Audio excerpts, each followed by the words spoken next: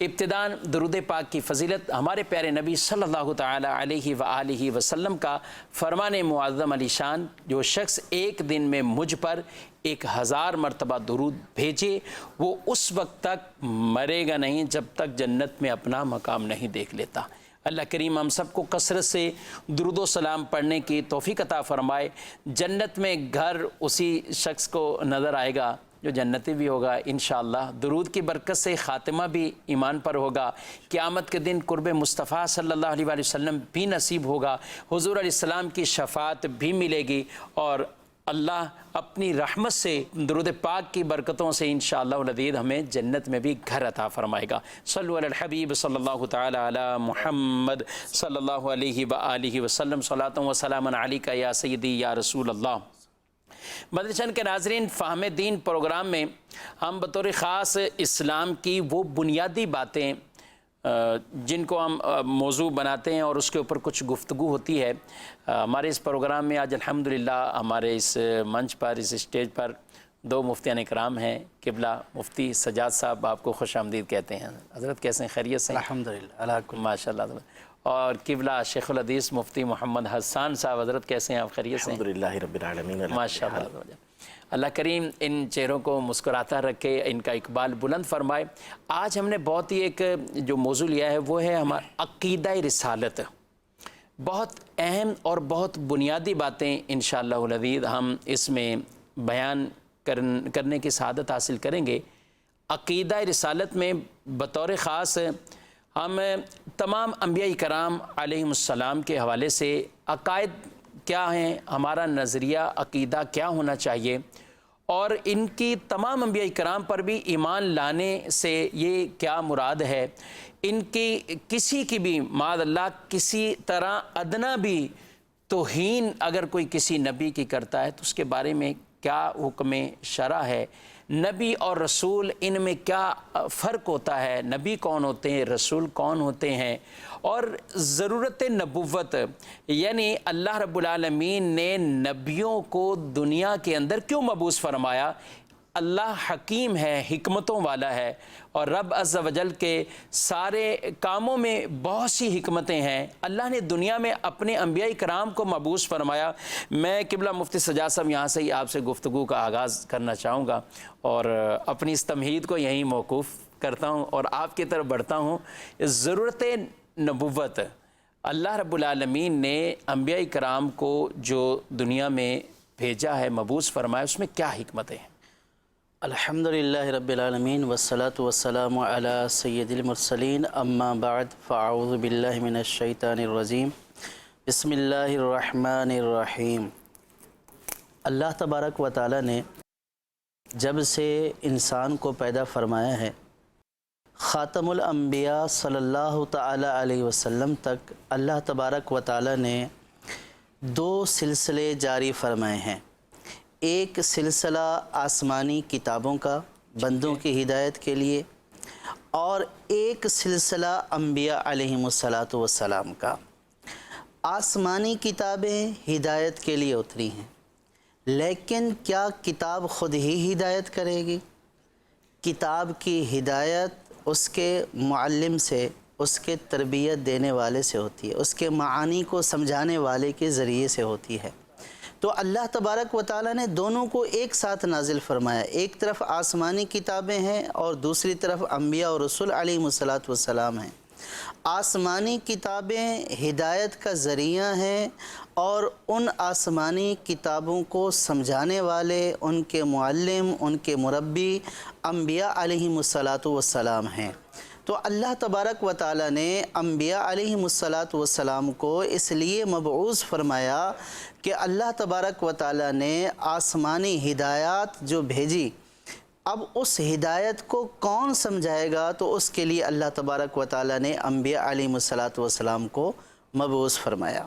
دوسری وجہ یہ ہے کہ اللہ تبارک و تعالیٰ اپنی بندگی کا، اپنی اطاعت کا حکم دیتا ہے۔ اللہ تبارک و تعالیٰ اپنی رضا کو حاصل کرنے کا حکم دیتا ہے۔ اللہ تبارک و تعالیٰ کی بندگی کیسے ہوگی، اللہ تبارک و تعالیٰ کی اطاعت کیسے جو ہے وہ کی جائے گی، اللہ کی رضا کیسے حاصل ہوگی، اللہ تبارک و تعالیٰ ہمیں انسانوں کو یہ فرماتا ہے کہ ہدایت کے راستے پر چلیں۔ ہدایت کا راستہ کیسے ہے؟ ہمیں کیسے پتہ چلے گا کہ یہ ہدایت کا راستہ ہے، یہ گمراہی کا راستہ ہے؟ تو جب یہ سارے احکام خداوندی ہمارے سامنے آتے ہیں تو پھر ایک سوال ہمارے سامنے آتا ہے کہ ہمیں یہ بتائے گا کون کہ کون سا کام یہ اللہ تبارک و تعالیٰ کی بندگی ہے اور کون سی چیز اللہ تعالیٰ کی نافرمانی ہے؟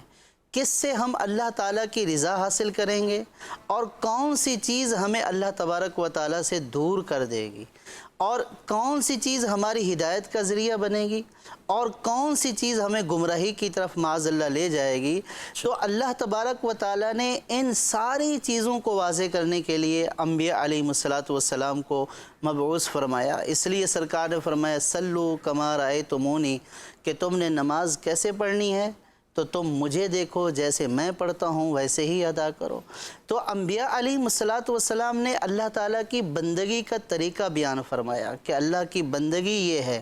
اللہ تبارک و تعالیٰ جس ہدایت کا تمہیں حکم فرماتا ہے تو اس ہدایت کو اگر حاصل کرنا ہے تو اس راستے پر چلنا ہے، اور اللہ تبارک و تعالیٰ جو یہ فرماتا ہے کہ میری نافرمانی سے بچو، یہ کام اللہ تبارک و تعالیٰ کی اطاعت و فرما برداری والا ہے اور یہ نافرما برداری والا ہے۔ تو اس کو آ کر ڈیفائن کیا، اس کو آ کر واضح کیا انبیاء علیہم السلام نے۔ اور تیسری بات یہ ہے کہ انسان کی عقل جو ہے اگر صحیح ہو، بیمار نہ ہو اور خراب نہ ہو تو یہ اگرچہ کہ انسان کو غلط اور صحیح کے بارے میں بتاتی ہے، لیکن انسانی عقل اتنی کامل نہیں ہے کہ اس کے اوپر ہی سارا ہدایت کا دار و مدار ہو۔ ٹھیک ہے، آپ دیکھتے ہیں کہ کتنے عقل مندوں کا آپس میں اختلاف ہوتا ہے۔ ایک عقل مند ایک چیز کو صحیح کہہ رہا ہوتا ہے، دوسرا عقل مند اس کو غلط کہہ رہا ہوتا ہے۔ اب کیا صحیح ہے کیا غلط ہے، اس کو صرف انسان کی عقل پر نہیں چھوڑا جا سکتا تھا۔ تو اس کے لیے اللہ تبارک و تعالیٰ نے ان کامل العقول جن کی عقلیں انتہائی کامل تھیں ان کو بھیجا، اور وہ ہیں انبیاء علیہم السلام۔ تو انہوں نے بتایا کہ عقل بھی استعمال کرنی ہے، لیکن عقل کو اللہ تبارک و تعالیٰ کی فرما برداری کے مطابق استعمال کرنا ہے۔ جس چیز کا اللہ تعالیٰ حکم دے اس پر چلنا ہی عقل کامل کی نشانی ہے، اور جو اللہ تعالیٰ کی نافرمانی والے کام ہیں وہ اگرچہ آپ کو عقل کتنا ہی بہترین کیوں نہ بتائے، لیکن انبیاء علیہم السلام نے جو ہمیں بتا دیا کہ یہ اللہ کی نافرمانی ہے، اب وہ کام اللہ تعالیٰ کی نافرمانی والا ہے۔ تو عقلیں ہماری کامل نہیں ہیں، تو اب ہدایت اور کمال تک پہنچنے کے لیے اللہ تبارک و تعالیٰ نے انبیاء علیہم السلام کو مبعوث فرمایا۔ ماشاءاللہ، اللہ کریم کے انبیاء کے مبعوث فرمانے میں، ان کو دنیا میں بھیجنے، نبی بنا کر جن کو دنیا میں بھیجا ہے، ان کے اندر کیا کیا حکمتیں ہیں، ان میں سے چند یہ بیان ہوئی ہیں۔ اللہ کے کاموں میں کتنی وسیع حکمتیں ہوتی ہیں، بعض اوقات ہمارے اذہان، ہمارے ذہن بھی وہاں تک نہیں پہنچ پاتے، لیکن رب عز و جل کے کاموں میں بے شمار حکمتیں اور یہ اس کی عنایتیں ہیں۔ مفتی حسان صاحب کی بلا تھوڑا سا اگر نبوت کے حوالے سے، ان کے معنی کے اعتبار سے اگر کچھ بات چیت کر لی جائے، نبوت اور رسالت۔ بسم اللہ الرحمن الرحیم۔ نبوت یہ جسے اسی سے نبی بنا ہے، یہ نبا ان سے نکلا ہے، جس کا معنی ہوتا ہے کہ ایک بڑی خبر اور غیب کی خبر، یعنی ایسی خبر کہ جو غیب والی ہو، جو ہمارے حواس خمسہ سے، یعنی دیکھنے سے، چھونے سے، سننے سے، سونگھنے سے، چھونے سے، ان چیزوں کے ذریعے جس کو نہ جانا جا سکے، ایسی چیز کو یہ غیب کہا جاتا ہے۔ عقل کے ذریعے جس کو نہ جانا جا سکے، تو ایسی بات کی خبر دینا، ایسی بات کے بارے میں بتانا کہ جو غیب کی بات ہے، اس کو عربی زبان میں نبأ بولتے ہیں۔ جیسے قرآن مجید فرقان حمید میں بہت سارے مقامات پر جو قیامت ہے، چونکہ وہ غیب ہے اور وہ ہمارے سامنے نہیں ہے، کب آئے گی، کیسے آئے گی، یہ ساری باتیں غیب کی باتیں ہیں، تو قرآن پاک میں اس کے لیے جگہ جگہ الفاظ استعمال ہوا، جیسے اما یتساءلون عن النبأ العظیم، کہ وہ آپس میں ایک دوسرے سے سوال کر رہے ہیں ایک بڑی خبر کے بارے میں، ایسی خبر کہ جو ان سے پوشیدہ ہے، اور ان کے سامنے وہ غیب ہے. قل هو نبأ عظیم، آپ فرمائیے کہ یہ قیامت جو ہے وہ ایک بہت بڑی خبر ہے، ایسی خبر ہے کہ جو پوشیدہ ہے، جو غیب والی خبر ہے. تو اسی سے نبی نکلا ہے، اور نبی کا معنی ہوتا ہے لغت کے اعتبار سے کہ وہ ہستی، وہ ذات کہ جو ایسی چیزوں کی خبر دینے والی ہو کہ جو ہم سے پوشیدہ ہیں، جو غیب والی بات ہیں. اور اصطلاح کے اعتبار سے یعنی ہم شریعت کی روشنی میں اگر بات کریں کہ کس کو نبی کہا جاتا ہے، جی تو نبی اس بشر کو، اس انسان کو کہا جاتا ہے کہ جسے اللہ تبارک و تعالیٰ نے مخلوق کی ہدایت کے لیے بھیجا اور اس کی طرف اپنی وحی کو نازل کیا. صحیح. وحی نبوت ان کی طرف ہوئی، نبوت کی وحی ان کی طرف کی گئی، اور لوگوں کی ہدایت کے لیے ایسے انسان کو اللہ تبارک و تعالیٰ مبعوث فرماتا ہے، بھیجتا ہے. تو ایسی ہستی کو یہ نبی کہا جاتا ہے. اور رسالت میں ایک تھوڑا سا عموم ہے، رسالت سے ہی رسول بنا ہے. یہاں ایک مشہور بحث ہے کہ نبی اور رسول یہ دونوں ایک ہی ہیں یا دونوں میں کوئی فرق ہے. اس میں علماء کے مختلف اقوال ہیں. بعض کے مطابق جو ہے وہ نبی رسول دونوں ایک ہی معنی کے اندر ہیں، بعض نے اس میں فرق کیا ہے کہ نبی اور رسول میں یہ فرق ہے، اور احادیث طیبہ سے بھی ان کا ثبوت موجود ہے. تو نبی اور رسول میں ایک قول یہ ہے بنیادی اعتبار سے، جو ہمارے یہاں مشہور معنی ہے، مشہور فرق ہے جو ہمارے یہاں پر بیان کیا جاتا ہے، وہ یہ بیان کیا جاتا ہے کہ رسول بھی، جتنے بھی رسول آئے ہیں وہ سارے کے سارے نبی ہیں. ٹھیک ہے. جتنے رسول آئے سارے کے سارے نبی ہیں. البتہ رسول کو ایک زائد خصوصیت یہ دی جاتی ہے کہ ان کو ایک نئی شریعت دے کر بھیجا جاتا ہے. ایک نئی شریعت لے کر آتے ہیں، اور پچھلی شریعت ان کے آنے سے عمومی طور پر مکمل یا ایک بہت بڑا حصہ جو ہے وہ منسوخ ہو جاتا ہے. یعنی اب پچھلی شریعت کے اوپر عمل نہیں ہوتا. ان کی لائی ہوئی جو شریعت ہوتی ہے، جس دائرے کے اندر وہ بھیجے گئے ہوتے ہیں، جس امت کی طرف وہ بھیجے گئے ہوتے ہیں، انہوں نے اس پر عمل کرنا ہوتا ہے. تو یوں کہا جاتا ہے کہ ہر رسول جو ہے وہ نبی ہے، لیکن ہر نبی رسول نہیں ہے. وہ نبی کہ جو نئی اور جدید شریعت لے کر آئے ہیں، ایسے نبی کو رسول کہا جاتا ہے. تو رسالت اسی سے نکلا ہے اور اسی سے رسول یہ بنا ہے. ٹھیک ہے. اچھا، حدیث پاک کے اندر بھی اس کا فرق موجود ہے. ایک حدیث پاک میں یہ ہے کہ انبیاء کرام علیہ السلام کی جو تعداد ہے وہ 1,24,000 بیان کی گئی، دوسری میں 2,24,000 بیان کی گئی. اسی لیے ہمارے علماء نے فرمایا کہ احتیاط اس کے اندر ہے کہ انبیاء کی کسی تعداد کو معین نہ کیا جائے. پھر حدیث پاک میں ہی یہ ارشاد فرمایا کہ ان میں جو رسولوں کی تعداد ہے وہ 313 ہے. صحیح. تو اس کا مطلب ہے کہ 313 رسول یہ خاص ہیں جو 1 لاکھ 2 لاکھ سے اوپر جو انبیاء کرام علیہ السلام میں ان میں سے مخصوص افراد ہیں. ماشاءاللہ ماشاءاللہ. اور یہ ان کے درمیان نبی اور رسول کے اعتبار سے یہ فرق بیان کیا گیا. انبیاء کرام علیہ السلام کے بارے میں ہم سن رہے ہیں، اور یہ بھی سنا کہ ان کی تعداد جو بھی بیان کرنی چاہیے کم و بیش کے الفاظ اور کلمات کے ساتھ، کہ 1,24,000 کم و بیش یہ انبیاء کرام علیہ السلام ہیں. اور یہ بھی ارشاد فرمایا گیا.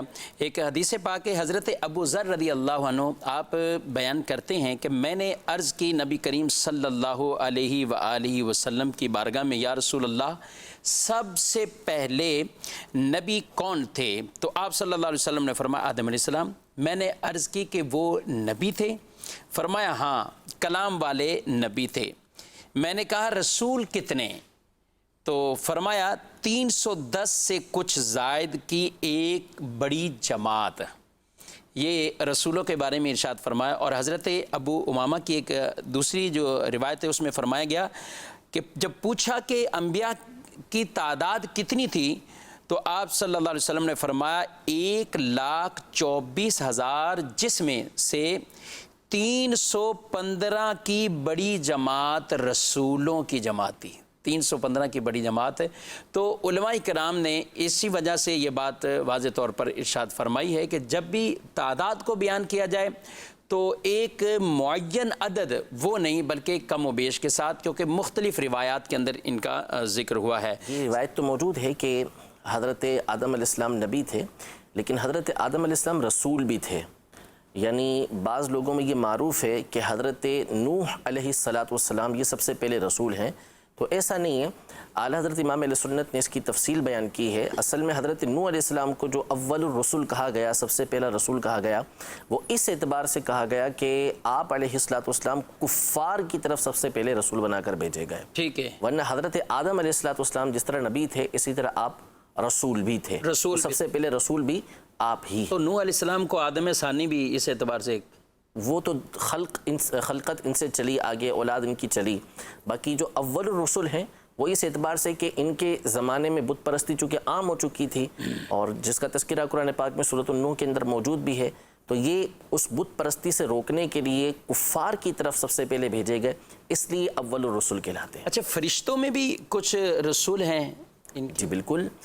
قرآن مجید فرقان حمید میں 2 مقام پر اللہ تبارک و تعالی نے ارشاد فرمایا کہ اللہ یصطفی من الملائکۃ رسلا ومن الناس، کہ اللہ تبارک و تعالی فرشتوں میں سے رسول بناتا ہے اور لوگوں میں سے یعنی انسانوں میں سے رسول بناتا ہے. اسی طرح سورہ فاطر میں اللہ تبارک و تعالی نے یہ ارشاد فرمایا کہ الحمدللہ فاطر السماوات والارض جاعل الملائکۃ رسلا، کہ تمام تعریفیں اللہ تعالیٰ کے لیے کہ جس نے آسمانوں اور زمینوں کو بنانے والا ہے اور فرشتوں کو رسول بنانے والا ہے. صحیح. تو فرشتوں کے رسول کے حوالے سے جو گفتگو ہے وہ یہ ہے کہ ان کے رسول ہونے کی کیفیت یہ ہے کہ یہ اللہ تبارک و تعالیٰ اور بندوں کے درمیان واسطہ بنتے ہیں. ٹھیک ہے. جیسے انبیاء کرام علیہ السلام کے پاس ان کا وحی لے کر آنا، انبیاء کرام علیہ السلام کے پاس پیغام لے کر آنا، یا انبیاء کے علاوہ دیگر کے پاس یہ جو مختلف اوقات میں گئے، جیسے مریم رضی اللہ تعالی عنہا کے پاس حضرت جبریل علیہ السلام گئے، یا دیگر کے پاس اس طرح جانا ہوا. تو یہ جو پیغامات لے کر جاتے ہیں اللہ تبارک و تعالیٰ کے، اس اعتبار سے یعنی ایک معنی اس کا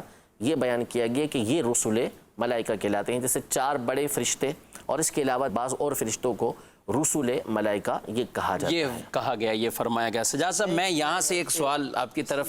اچھا فرمائیے. ملائکہ کو رسول لغوی اعتبار سے کہا گیا، کیونکہ اور انبیاء علیہ السلام کو رسول اصطلاحی اعتبار سے کہا جاتا ہے. ٹھیک ہے. جو رسول کی اصطلاحی تعریف ہے وہ یہی ہے کہ رسول وہ بندہ ہے کہ جس پر اللہ تبارک و تعالیٰ کی طرف سے وحی کی جاتی ہے. تو بندے کی قید سے ملائکہ بھی نکل گئے، جن بھی نکل گئے، کیونکہ انبیاء علیہ السلام کا بشر ہونا یہ ضروری ہے. میں یہی سوال آپ سے کرنا چاہ رہا تھا کہ انہوں نے رسول ملائکہ کا ذکر کیا اور بیان فرمایا ہے، تو اب سوال آپ سے کہ جو اللہ نے نبی اور رسول بنائے ان کو ملائکہ میں سے جو مخلوق کی طرف یوں بھیجے گئے ہیں وہ ملائکہ میں سے نہیں ہے، ان کو مردوں سے بنایا ہے اور بشر کے طور پر بیان بھی فرمایا گیا ہے. تو پہلے تو آپ اس کا جواب دیں، اس کے بعد میں نے حسان صاحب سے یہ بھی پوچھنا ہے بشر اور عام ان میں فرق کیا رہے گا. جی میں نے یہی عرض کیا کہ ملائکہ کو بھی رسول فرمایا گیا ہے، جیسا کہ قرآن پاک کی 2 آیتیں بیان کی گئی ہیں، ان میں ملائکہ کو رسول کہا گیا. اور انبیاء علیہ السلام اور رسول جیسا کہ بیان ہو چکا، یہ ایک معنی بھی استعمال ہوتے ہیں اور اصطلاحی اعتبار سے ان میں تھوڑا سا فرق بھی ہے. تو ملائکہ کو رسول اس اعتبار سے کہا جاتا ہے کہ رسول کا مطلب ہے بھیجا ہوا. ٹھیک ہے. اگر اس معنی کے اعتبار سے دیکھیں تو انبیاء علیہ السلام بھی مخلوق کی طرف بھیجے ہوئے ہیں، مبعوث کیے ہوئے ہیں، اور ملائکہ کے جو رسول کا معنی ہے ان کے اوپر بھی لغوی اعتبار سے رسول کا جو اطلاق ہو رہا ہے وہ ہو رہا ہے کہ وہ بھیجے ہوئے ہیں. اور ملائکہ 2 اعتبار سے بھیجے جاتے ہیں، ایک انبیاء علیہ السلام کی طرف وحی لے کر آتے ہیں، اور پھر دوسرا جو اللہ تبارک و تعالیٰ کی طرف سے مختلف احکامات ہیں مخلوق تک پہنچانا، ان کا نفاذ. تو اس اعتبار سے لغوی طور پر ان پر رسول کا اطلاق ہوتا ہے. اصطلاحی اعتبار سے جس کو ہم نبی کہیں گے اس کا بندہ ہونا، بشر ہونا، ٹھیک ہے، اور مرد ہونا یہ ضروری ہے. عورتوں میں سے کسی کو، عورتوں میں سے اور جنوں میں سے، ملائکہ میں سے کوئی نبی نہیں ہے، نہیں بن کر نہیں بالکل نہیں. اب اگر کوئی عورتوں میں سے نبوت کا دعویٰ کرے، صحیح، یا جنوں میں سے کسی کی نبوت کا قائل و معاذ اللہ، یا فرشتوں کو اصطلاحی اعتبار سے نبی مانے، تو وہ کافر ہے. کیونکہ جو قرآنی نصوص ہیں اس میں ان نصوص کا کیا ہے، انکار پایا جا رہا ہے. تو اس اعتبار سے نبی آدمی ہی ہوں گے، بشر ہی ہوں گے، اور مرد ہوں گے، اور جن، عورت اور ملائکہ نہیں ہوں گے. نہیں ہوگے. ایک یعنی مرد ہوں گے اور ان کی طرف وحی کی جائے گی. اللہ رب العالمین ارشاد فرماتا ہے وَمَا أَرْسَلْنَا مِن قَبْلِكَ إِلَّا رِجَالًا نُوحِي إِلَيْهِم مِّنْ أَهْلِ الْقُرَىٰ. جی کہ جب کفار نے, حسان صاحب تھوڑی سی اس پہ چاہوں گا کچھ آپ بھی وضاحت فرمائیں, جب کفار نے یہ تانے دیے, بعض اوقات اعتراض بھی کرتے کہ اللہ نے کوئی آپ کو رسول بنا کر بھیجا, نبی پاک صلی اللہ علیہ وسلم سے بھی کہتے کہ آپ کو بنا کے تو اللہ کوئی فرشتے کو نازل کر دیتا, یا کہ ہم میں سے ہمارے علاقے میں سے ہی کیوں ایسا آپ کو منتخب کر لیا اور آپ کو رسول اور نبی بنا لیا. تو یہ تو ایک جواب ان کو دیا گیا کہ اس سے پہلے بھی جو بنائے وہ بھی انہی علاقے والوں سے ہی, وہاں کے شہر کے رہنے والوں میں سے ہی اللہ نے کسی کو یہ نبی بنا کر ان کی طرف مبعوث فرمایا ہے. اس پر مزید کچھ تھوڑی دیکھیں, مسئلہ یہ ہے بنیادی اعتبار سے کہ نبی علیہ السلام جو بھی ہوتے ہیں ان میں عام انسانوں سے ہٹ کر خصوصیات تو ہوتی ہیں. اچھا, یعنی کفار بھی اس بات کے قائل تھے, یعنی وہ یہ کہتے تھے کہ کیسے رسول ہیں کہ ہمارے ساتھ کھاتے ہیں, وَيَمْشِي فِي الْأَسْوَاقِ, بازاروں کے اندر گھومتے ہیں. ٹھیک ہے, یعنی وہ یہ سمجھتے تھے کہ جو رسول ہوگا اس کے اندر ایسی باتیں نہیں ہونی چاہیے, یعنی وہ کھانا نہیں کھانا چاہیے اس کو, وَيَأْكُلُ الطَّعَامَ, کھانا کھاتے ہیں, یہ ویسے ہی کھاتے ہیں جیسے کہ تم لوگ کھاتے ہو. ٹھیک ہے, تو یہ ان کے ذہن کے اندر یہ بات بیٹھی ہوئی تھی کہ ہماری مثل جو ہے وہ بشر نہیں ہو سکتا, اس کے اندر الگ سے خصوصیات ہوں گی. یعنی یہ ایک متفقہ بات ہے کہ انبیاء کرام علیہم السلام یہ عام بشر سے الگ خصوصیات رکھنے والے ہوں گے. اب ان کا جو نظریہ تھا, ان کا جو ذہن تھا, انہوں نے جو تصور باندھا ہوا تھا وہ یہ باندھا ہوا تھا کہ یہ جو عام روٹین کے کام ہے نا, یہ کرنا یہ انبیاء کرام علیہ السلام کے اندر نہیں ہو سکتا. لیکن اللہ تبارک و تعالیٰ نے اس بات کو واضح طور پر کئی مقامات پر بیان فرمایا ہے کہ ہم نے جو رسولوں کو بھیجا ہے, یا نبی کریم صلی اللہ تعالیٰ علیہ وآلہ وسلم کے حوالے سے فرمایا کہ ہم نے ان کو بھیجا, فرشتوں کو نہیں بھیجا. حالانکہ وہ بار بار کہتے تھے کہ لولا انزل علیہ ملک, کہ ہم پر جو ہے وہ فرشتہ کیوں نازل نہیں ہوا. دو باتیں بیان فرمائی اللہ تبارک و تعالیٰ نے سورہ انعام کے اندر کہ وَلَوْ أَنزَلْنَا مَلَكًا لَقُضِيَ الْأَمْرُ ثُمَّ لَا يُنظَرُونَ. یعنی اللہ تبارک و تعالیٰ جب کسی نبی علیہ السلام کو بھیجتا ہے نا, تو اسے ایک تو وہ معجزے عطا فرماتا ہے کہ جو خصوصی معجزے ہوتے ہیں جو اس کی نبوت پر دلالت کرنے والے ہوتے ہیں, اور بعض معجزات وہ ہوتے ہیں کہ جو عمومی ہوتے ہیں, اور اگر وہ معجزہ دکھا دیا جائے اور اس کے بعد وہ قوم ایمان لے کر نہ آئے تو اس صورت میں اس کو تباہ و برباد کر دیا جاتا ہے. تو فرمایا کہ اگر ہم فرشتے کو نازل فرماتے, ٹھیک ہے, یعنی جیسے تمہارا مطالبہ ہے کہ ان کے اوپر فرشتے کو نازل کیا جائے, تو اس صورت میں اگر ہم اس کو فرشتے کو نازل کرتے تو قضی الامر, معاملہ پورا ہو جاتا, ثم لا ينظرون, اس کے بعد تمہیں کوئی مہلت نہ ملتی. پھر یہ ارشاد فرمایا اگر ہم کسی فرشتے کو رسول بنا کے, نبی بنا کے بھیجتے بھی تو ہم کیا کرتے, ہم اس کو انسانی لباس میں ہی بھیجتے. صحیح, ہم نے اس کو بشر ہی بنانا تھا. وہی معاملہ ہو جاتا ہے کہ ان کے پاس التباس ہو جاتا ہے کہ فرشتہ اگر آیا بھی ہے تو انسانی صورت کے اندر ہی آیا ہے. تو اصل بات یہ تھی کہ انبیاء کرام علیہم السلام, جیسا کہ ابتدا میں مفتی صاحب نے گفتگو کی کہ انبیاء کرام علیہم السلام کی ضرورت کے اوپر کہ نبی علیہ السلام کو کیوں بھیجا جاتا ہے, تو ایک وجہ یہ ہے, ایک حکمت علماء نے یہ بیان کی ہے کہ عام انسان جو ہے نا نبی علیہ السلام کے علاوہ, ان میں اس بات کی طاقت نہیں ہے کہ یہ اللہ تبارک و تعالیٰ کے احکام کو براہ راست لے سکیں. کسی بھی انسان کے اندر یہ قوت موجود نہیں, یہ طاقت موجود نہیں کہ وہ اللہ تبارک و تعالیٰ کے احکام کو براہ راست لے سکے. تو اللہ تبارک و تعالیٰ ان انبیاء کرام علیہم السلام کے اندر ایسی خصوصیت پیدا فرماتا ہے, ایسی صلاحیت پیدا فرماتا ہے کہ یہ اس قابل ہوتے ہیں کہ اللہ تبارک و تعالیٰ کے پیغام کو لیں اور مخلوق تک پہنچائیں. تو ان کے اندر یہ خصوصیت ہوتی ہے کہ اللہ تبارک و تعالیٰ ان کو ایسی طاقت, ایسی قوت, ایسی قدرت, ایسی صلاحیت عطا فرماتا ہے کہ وہ اللہ تبارک و تعالیٰ کے احکام کو لیتے ہیں اور مخلوق تک پہنچاتے ہیں. اب ان کو جو بشر بنایا جاتا ہے وہ اس لیے بنایا جاتا ہے کہ تاکہ لوگ ان کی پیروی کر سکیں. انبیاء کرام علیہ السلام کو بھیجنے کا مقصد کیا, ان کے پیچھے چلنا. اب اگر انبیاء کرام علیہ السلام کو فرشتہ بنایا جاتا تو پھر لوگ ان کی پیروی کیسے کرتے, ان کی اطاعت کیسے کرتے, ان کی اتباع کیسے کرتے, ان کے پیچھے کیسے چلتے. تو اس لیے ان کو بشر بنا کے بھیجا جاتا ہے, لیکن یہ عام بشر نہیں ہوتے. یعنی ہمارا اہل سنت کا یہ بنیادی عقیدہ ہے کہ تمام کے تمام انبیاء کرام علیہ السلام یہ بشر ہیں, لیکن یہ عام بشر نہیں ہیں، ٹھیک ہے، بلکہ یہ خیر البشر ہیں، ٹھیک ہے. یہ انبیاء کرام علیہ السلام، ان کے اندر اللہ تبارک و تعالی خصوصیات رکھتا ہے جو عام لوگوں کے اندر نہیں ہوتی. امام فخر الدین رازی رحمۃ اللہ تعالی علیہ نے سورہ آل عمران میں بڑی تفصیل کے ساتھ اس کے اوپر گفتگو فرمائی ہے. تو انبیاء کرام علیہ السلام جو ہے یہ بشر تو ہوتے ہیں لیکن عام بشر نہیں ہوا کرتے، بلکہ ان کے اندر خصوصیات بہت ساری جداگانہ ہوتی ہیں. اب وہ کفار کا نظریہ تھا، اعتقاد تھا کہ نہیں جی ان کے اندر یہ باتیں ہونی نہیں چاہیے جو عام طور پہ ہم کرتے ہیں، کھانا پینا، بازار میں جانا، کاروبار کرنا، دیگر معاملات کرنا، یہ ان کے اندر نہیں ہونے چاہیے. جبکہ ہمارے نزدیک، اہل ایمان کے نزدیک، ان کے اندر جو خصوصیات ہوتی ہیں وہ ہوتی ہیں کہ اللہ تبارک و تعالیٰ کا پیغام لینا اور مخلوق تک پہنچانا. ماشاءاللہ ماشاءاللہ. پہلے ابتداً کچھ کاز لیتے ہیں سجاد صاحب، پھر اس کے بعد میں نے آپ کی طرف آنا ہے. ناظرین کہیں ناراض نہ ہو جائیں اور ان کو ناراض بھی نہیں کرنا، ان کو ساتھ لے کے چلنا ہے. اور ماشاءاللہ آپ حضرات کی جو گفتگو ہے تو وہ تو ایسی چلتی رہے تو شاید 1-2 گھنٹے آرام سے ہی گزر جائیں گے، لیکن کچھ ان کو بھی بالکل ضرور آپ کا حق بنتا ہے. ناظرین جی سنائیے کال. میں میاں والی سے بات کر رہی ہوں. مجھے آپ کا سلسلہ فہم دین بہت اچھا لگتا ہے. ہم سب گھر والے مل کر یہ سلسلہ دیکھتے ہیں. تینوں مفتیان کرام کوئی نعت مل کر سنا دیں. جزاک اللہ خیرہ.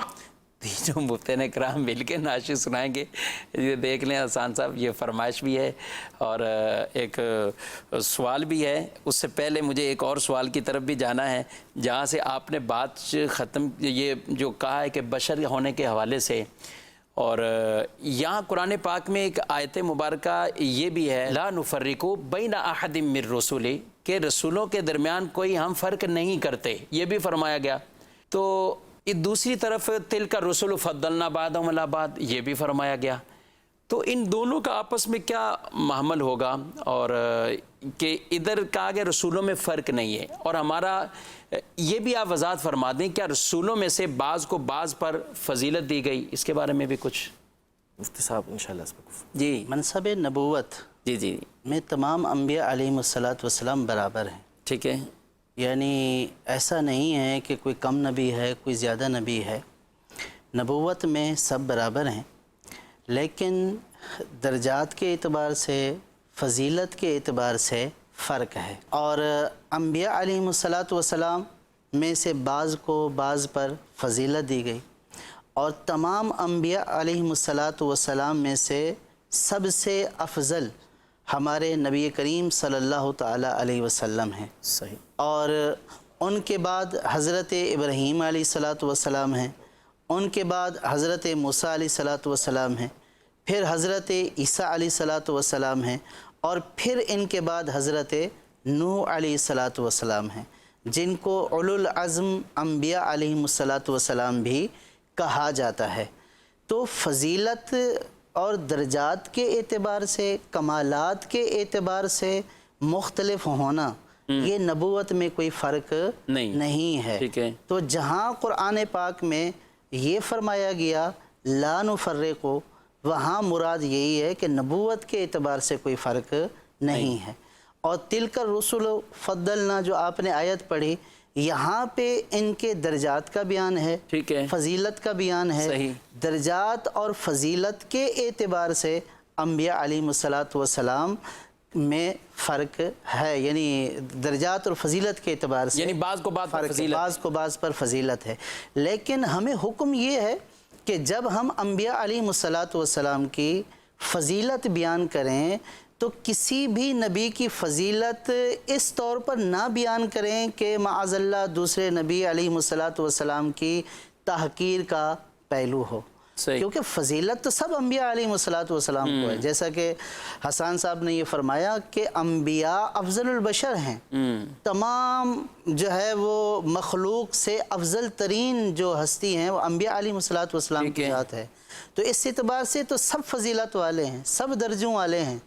اور اب اگر کسی خاص نبی علیہ السلام کی فضیلت بیان کی جائے گی تو جو فضائل قرآن اور احادیث میں جو ان کی خصوصیت بیان ہوئیں ان کو بیان کیا جائے گا، لیکن ایک دوسرے کے مقابلے میں اس طور پر بیان کرنا کہ کسی کے درجے کو نیچا کرنا معاذ اللہ مقصود ہو تو یہ مسلمانوں کی شان نہیں ہے. نہ یہ سب. اور پھر اگر کرے گا معاذ اللہ توہین اور تحقیر کے طور پر تو دائرہ اسلام سے خارج ہو جائے گا۔ ٹھیک ہے، اللہ تبارک و تعالیٰ نے سرکار صلی اللہ تعالیٰ علیہ وسلم کو جو درجوں بلند کیا، درجوں بلند کیا، ہمیں ان درجات کا پتہ ہی نہیں ہے کہ وہ کتنے درجات ہیں، وہ اللہ تبارک و تعالیٰ ہی بہتر جانتا ہے۔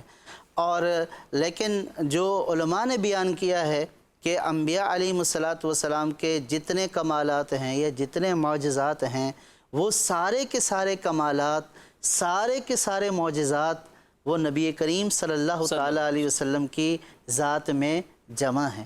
تو چونکہ سرکار افضل الانبیاء ہیں تو سرکار کی امت بھی تمام انبیاء کی امت سے افضل ہے سرکار کے واسطے اور وسیلے سے۔ ماشاءاللہ۔ اور اس آیت کے تحت علماء نے کتنی پیاری بات یہ بھی بیان فرمائی کہ قرآن خود بیان فرما رہا ہے تلک الرسل فضلنا بعضهم علی بعض، یعنی فضیلت کی بات کی ہے، لیکن یہ نہیں کہا کہ کسی کو ادنا بنایا ہم نے، نہیں، بلکہ فضیلت میں ہے، اور بعض کو بعض پر فضیلت، ان کا مقام مرتبہ وہ بہت بلند فرمایا ہے۔ اور یہاں جو بالخصوص منہم من کلم اللہ، ایک وصف یہ حضرت موسیٰ علیہ السلام سے اللہ نے کلام فرمایا، تو ایک فضیلت کا یہ وصف بھی بیان کیا گیا۔ آگے حضرت عیسیٰ علیہ السلام کا بھی بیان کیا گیا۔ تو اس اعتبار سے نبی کریم صلی اللہ تعالیٰ علیہ وآلہ وسلم جو کہ تمام نبیوں سے سب سے بڑھ کر فضیلت والے ہیں، تو ہمارا ایک ایمان عقیدہ جو اس طور پر ہے، اس کی تھوڑی سی آپ وضاحت فرما دیں۔ دیکھیں علی الاطلاق تو نبی کریم صلی اللہ علیہ وآلہ وسلم تمام انبیاء کرام علیہ السلام سے افضل ہیں، اس میں تو کوئی اہل اسلام کا اختلاف ہی نہیں ہے۔ سیدی اعلیٰ حضرت امام اہل سنت نے جب تجلی الیقین لکھی بِأَنَّ نَبِيَّنَا سید المرسل، کیا بات ہے، تو جنہوں نے سوال کیا تھا، تو سوال میں انہوں نے یہ کہا تھا کہ ہمیں معلوم تو ہے، لیکن یہاں پہ بعض لوگوں نے جو نا اس حوالے سے وسوسہ ڈال دیا ہے، شک و شبے میں ڈال دیا ہے کہ نبی کریم صلی اللہ علیہ وسلم تمام انبیاء کرام علیہ السلام کے سردار بھی ہیں یا نہیں۔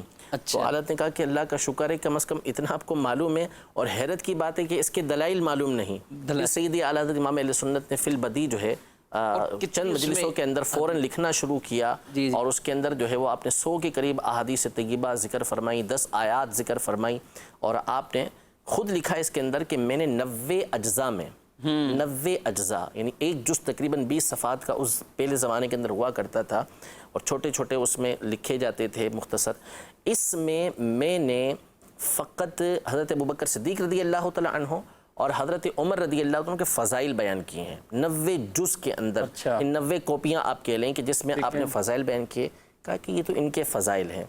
تو نبی کریم صلی اللہ تعالیٰ علیہ وآلہ وسلم کے فضائل تو ایک بحر زاخر ہے، یعنی ٹھاٹھے مارتا ایک سمندر ہے، تو اس کے بیان کرنے کے لیے تو جلدوں کی جلدیں چاہیے، جب بھی وہ پورے نہیں ہو سکیں گے۔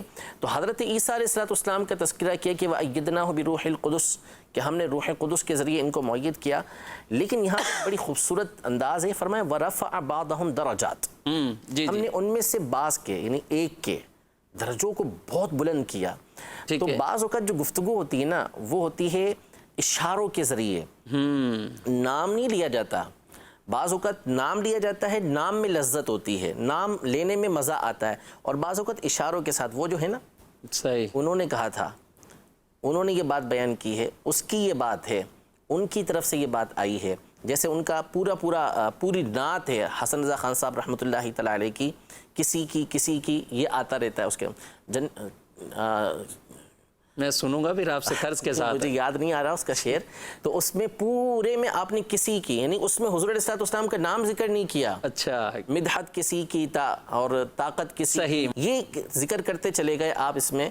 تو بعض اوقات کنایا کے اندر، اشاروں کے اندر گفتگو ہوتی ہے، اس میں بس لذت ہوتی ہے ایک طرح سے۔ تو فرمایا ان میں سے بعض وہ ہیں کہ جن کے درجات ہم نے بہت بلند، یہاں پہ یہ بھی نہیں بتایا کہ کتنے درجات بلند کیے، کتنے درجات، کیونکہ وہ بیان مخلوق کو ہو ہی نہیں سکتا، مخلوق ان درجات کو سمجھ ہی نہیں سکتی کہ نبی کریم صلی اللہ تعالیٰ علیہ وسلم کے درجات کتنے بلند ہیں۔ آپ دیکھیں وَرَفَعْنَا لَكَ ذِكْرَكَ، ہم نے آپ کے ذکر کو بلند کیا، کتنا، کوئی تذکرہ نہیں، کیا بات ہے، اس لیے کہ وَلَلْآخِرَةُ خَيْرٌ لَكَ مِنَ الْأُولَى، کہ درجات اس کے بلند ہوتے ہیں کہ جو ایک مقام پر رک جائے۔ حضور علیہ السلام کے درجے تو ہر پہلی گلی سے ایک گھڑی گزرتی ہے، ایک لمحہ گزرتا ہے، اگلے لمحے کے اندر آپ کے درجات بلند ہو چکے ہوتے ہیں۔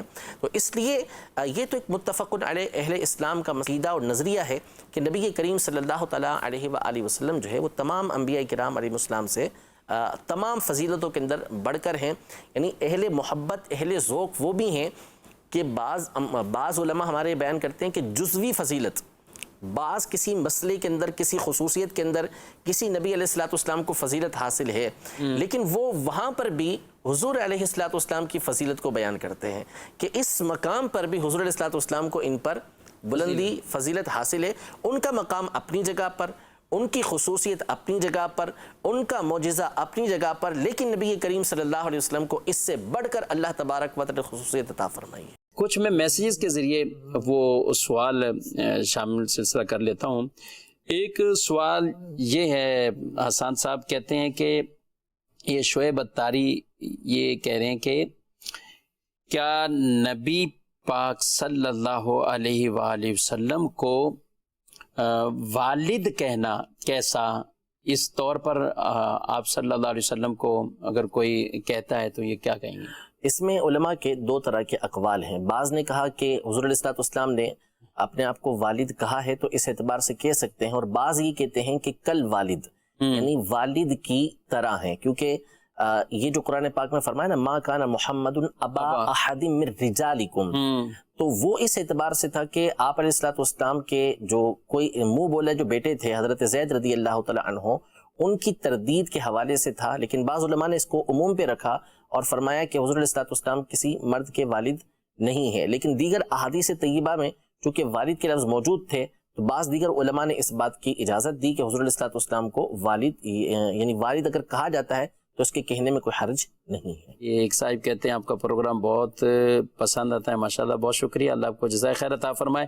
مدنی چینل دیکھتے رہیں انشاءاللہ. مدنی چینل بہت خوبصورت پروگرام پیش کرنے کی کوشش یہ رہتی ہے، اور آپ دعا بھی کرتے رہیں، مدنی چینل دیکھتے بھی رہیں، اور مدنی چینل کا ساتھ بھی آپ حضرات وہ دیتے رہیں. بہت سارے میسیجز آنا شروع ہو گئے وہ نعت کے حوالے سے. اچھا، اسد خان صاحب کی جو نعت تھی نا، جی وہ یہ ہے کرے چارہ سازی زیارت کسی. یہ سنا دیں، آپ کے پاس میں نے مائک آج پوچھے بغیر پہلے سے رکھوا دیا پڑھ لوں گا، لیکن اٹھاتے ہوئے مجھ سے اٹھے گا. چلیں ایسے ہی پڑھ.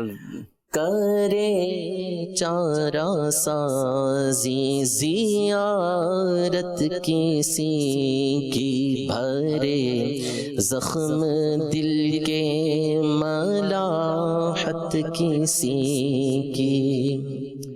یعنی اس میں مسلسل جو ہے وہ کسی کی نہ رہتی جو پردوں میں صورت کسی کی، نہ ہوتی کسی کو زیارت کسی کی. کیا بات ہے. یعنی اگر نبی کریم صلی اللہ تعالیٰ علیہ وسلم کے چہرہ مبارکہ پر اللہ تبارک و تعالیٰ نے پردے نہ ڈالے ہوتے تو مخلوق میں کسی کو یہ قدرت ہی حاصل نہیں تھی کہ وہ نبی کریم صلی اللہ تعالیٰ علیہ وسلم کی زیارت کر سکے، آپ کے انوار دیکھ سکے. اللہ اکبر.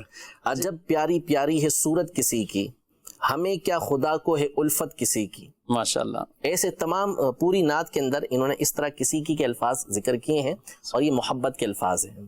ٹھیک ہے یہ میسج بھی کوئی مدینہ شریف سے بھی مدینہ شریف. کیا بات ہے، مدینہ شریف سے بھی ماشاءاللہ. جزاک اللہ، اللہ آپ کو بہت جزائے خیر عطا فرمائے حافظ صاحب. تو یہ نبوت کے حوالے سے سب سے پہلے ہمارے نبی صلی اللہ تعالیٰ علیہ وسلم، پھر اللہ رب العالمین نے انبیاء سے جو میثاق لیا اور انہیں بھی نبوت کی بشارت عطا فرمائی، اس حوالے سے اس عقیدے کے حوالے سے تھوڑی سی وضاحت فرمائیں. دیکھیں ہمارا عقیدہ بالکل واضح اور صاف ہے کہ نبی کریم صلی اللہ تعالیٰ علیہ وآلہ وسلم یہ اب 40 سال کی عمر میں نبی نہیں بنائے گئے، بلکہ آپ علیہ الصلوۃ والسلام ابتدا سے ہی نبی تھے. یعنی ابھی دنیا میں تشریف فرما نہیں ہوئے، اس سے قبل بھی نبی کریم صلی اللہ تعالیٰ علیہ وآلہ وسلم نبی تھے. واضح طور پر خود نبی کریم صلی اللہ تعالیٰ علیہ وآلہ وسلم نے ارشاد فرمایا کنت نبیا وآدم بین الروح والجسد، اور بعض میں بین الماء والطین. ٹھیک ہے، یعنی میں اس وقت بھی نبی تھا جبکہ آدم علیہ السلام ابھی روح اور جسم کے درمیان تھے، تو اس وقت بھی نبی کریم صلی اللہ تعالیٰ علیہ وآلہ وسلم کی نبوت موجود تھی. اور یہ حقیقی طور پہ نبوت تھی، صرف اللہ تبارک و تعالیٰ کے علم میں نہیں. علماء نے اس بات کو لکھا ہے کہ نبی کریم صلی اللہ تعالیٰ علیہ وآلہ وسلم عالم ارواح میں انبیاء کرام علیہ السلام کی تربیت یہ فرمایا کرتے تھے. قرآن مجید فرقان حمید میں اللہ تبارک و تعالیٰ نے سورۃ الحجرات میں یہ ارشاد فرمایا کہ اللہ تبارک و تعالیٰ نے انبیاء کرام علیہ السلام سے میثاق لیا. وَإِذْ أَخَذْنَا مِنَ النَّبِيِّينَ مِيثَاقَهُمْ مِنْكَ وَمِنْ نُوحٍ. انبیاء سے میثاق لیا اور فرمایا کہ آپ سے اور نوح علیہ السلام سے، پھر آگے دیگر انبیاء کرام علیہ السلام کا ذکر کیا. تو یہ نقطہ ہے کہ نبی کریم صلی اللہ تعالیٰ علیہ وآلہ وسلم کا تذکرہ یہ پہلے کیا. حالانکہ نوح علیہ السلام کا تذکرہ پہلے ہونا چاہیے اگر وہ نبی کریم صلی اللہ علیہ وسلم سے پہلے نبی تھے، لیکن حضور علیہ السلام کا تذکرہ یہ پہلے فرمایا. اسی طرح وَإِذْ أَخَذَ اللَّهُ مِيثَاقَ النَّبِيِّينَ لَمَا آتَيْتُكُم مِّن كِتَابٍ وَحِكْمَةٍ ثُمَّ جَاءَكُمْ رَسُولٌ مُصَدِّقٌ لِّمَا مَعَكُمْ لَتُؤْمِنُنَّ بِهِ وَلَتَنصُرُنَّهُ. کہ یاد کریں اس وقت کو کہ جب اللہ تبارک و تعالیٰ نے تمام انبیاء کرام علیہ السلام سے اس بات کا پختہ وعدہ لیا کہ میں تمہیں کتاب و حکمت عطا کروں گا، پھر اس کے بعد تمہارے پاس ایک عظیم الشان رسول تشریف لائیں جو تمہارے پاس موجود ہے، جو تمہاری باتیں ہیں ان کی وہ تصدیق کرنے والے ہیں، تو تم ضرور ان کی مدد کرنا اور ان پر ایمان لے کر آنا. تم ان پر ضرور ایمان لے کر آنا اور ضرور ان کی مدد کرنا. اس کے تحت امام تاج الدین سبکی رحمۃ اللہ تعالی علیہ نے مستقل صرف اس ایک آیت کے اوپر رسالہ لکھا آپ نے، اور اس میں اس بات کو ثابت کیا کہ نبی کریم صلی اللہ تعالی علیہ وسلم نبی الانبیاء ہیں، کہ اللہ تبارک و تعالی نے تمام انبیاء کرام علیہ السلام کو اس بات کا حکم دیا کہ یہ حضور علیہ السلام پر ایمان لے کر آئیں گے، ان کی مدد کریں گے. تو آپ علیہ السلام حضرت آدم علیہ السلام سے بھی پہلے نبی ہیں اور آخر تک نبی کریم صلی اللہ علیہ وسلم کی نبوت رہے گی. آپ کا نبوت کا جو دائرہ ہے وہ حضرت آدم علیہ السلام سے لے کر قیامت تک کا ہے. البتہ جو احکام شرع کے اعتبار سے ہیں اور آپ نے جو اللہ تبارک و تعالیٰ کے احکام پہنچانا شروع کیے وہ 40 سال کی عمر کے بعد آپ نے شروع کیے، کہ آپ پر پہلی وحی جو نازل ہوئی وہ 40 سال کی عمر میں نازل ہوئی تھی. ٹھیک ہے، ماشاءاللہ. سجاد صاحب یہاں تھوڑا سا اس طور پر بھی وضاحت فرما دینا کہ رسالت کے حوالے سے مطلقاً لوگوں کے کیا ایک نظریات ہونے چاہیے، کیا اس حوالے سے عقائد ہونے چاہیے، اور تمام انبیاء کرام علیہ السلام کے بارے میں، بالخصوص ہم انبیاء کرام علیہ السلام کے بارے میں ہمارا ایک عقیدہ ایمان کہ وہ معصوم ہیں، اللہ کے فرشتے بھی معصوم گئے. اس طرح اور بھی کوئی جو ضروری عقائد نظریات ہر مسلمان کو جو رکھنے ہیں اس کے حوالے سے کچھ فرما دیں.